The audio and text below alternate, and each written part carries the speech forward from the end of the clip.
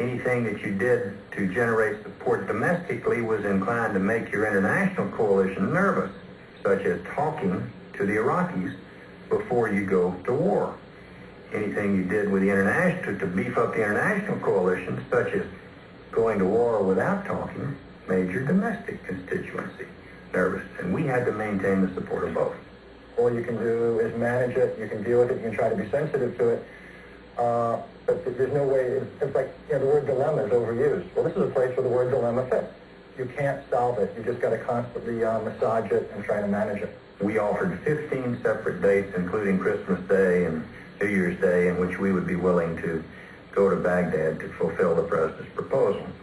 When the Iraqis did not pick up on that, I think around the 3rd of January, the president said, okay, that offer is no longer on the table. But again, in the spirit of making sure everybody understands, we are willing to leave no stone unturned. I'm willing to have Secretary Baker go meet with Foreign Minister Tariq Aziz in Geneva. They picked up on that.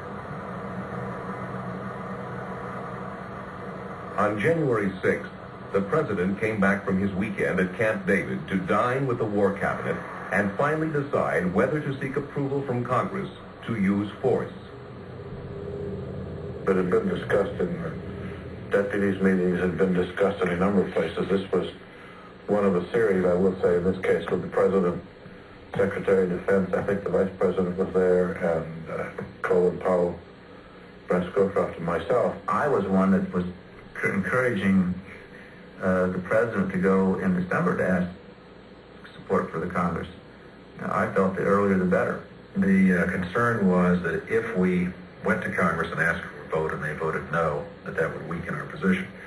We always believed that the President had the constitutional authority to go forward and send the troops into combat and liberate Kuwait, and that we did not need an additional vote from Congress. So you had the Truman precedent, that in 1950, Harry Truman committed forces to Korea to liberate Korea after the North had attacked, that he did so under the UN Charter, which was a treaty ratified by the United States Senate, and that we had all the authority, the President had all the authority he needed to act in this case. I'm persuaded that that is a valid argument and that there was no legal requirement for us to go to Congress. There was a good bit of back and forth on the issue.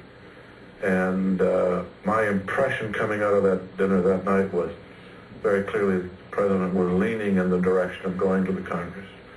I think the decision was clearly we just cannot afford, again, given the history of Vietnam and all sorts of things that have preceded it, we simply cannot afford to take the risk of going into a major conflict without some expression of congressional support. I think one of the things that made me nervous, quite honestly, is a lot of the crisis up to that point. We've been able to work it in the deputies groups or other groups.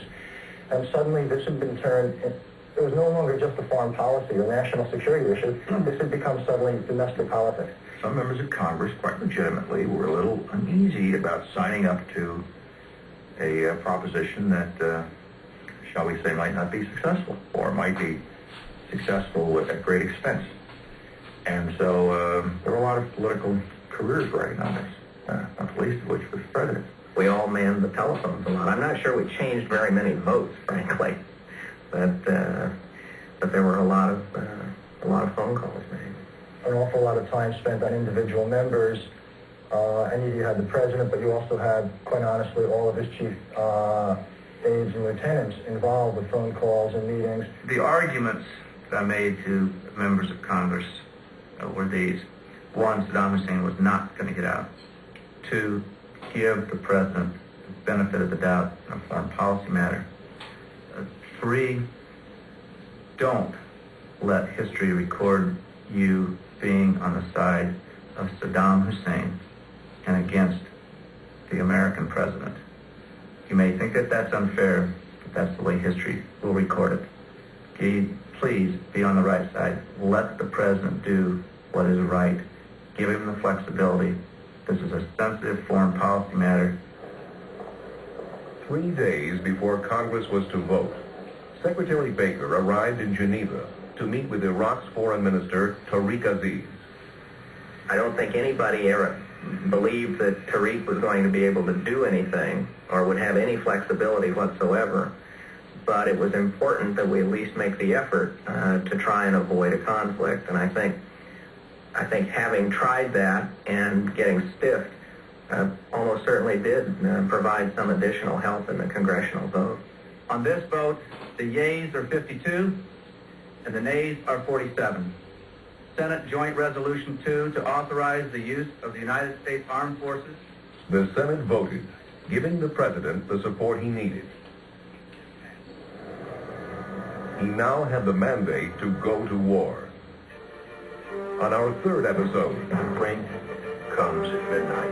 combat arrives in the Persian Gulf, spreading violence from Israel to Iraq as the Allies march toward victory.